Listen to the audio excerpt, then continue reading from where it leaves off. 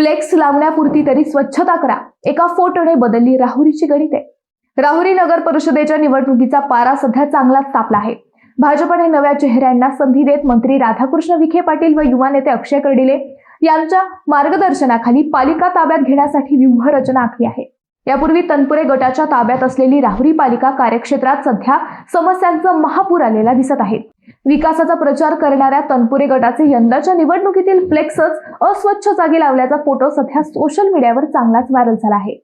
तनपुरे गटाने फक्त स्वार्थी राजकारण करत कुटुंबालाच मोठे केले, विकास मात्र फक्त बातम्यांमध्ये दिसला, अशा चर्चा आता या निमित्ताने रंगल्या आहेत।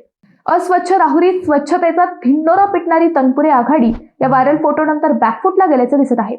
तनपुरेंना स्वतःचे फ्लेक्स लावण्यापुरती जागाही स्वच्छ करता आली नाही, अशा चर्चा या निमित्ताने रंगल्या आहेत। इतक्या वर्ष सत्ता देऊनही तनपुरेंना कोणताच विकास करता आला नाही, अशा चर्चा आता सुरू झाल्या आहेत।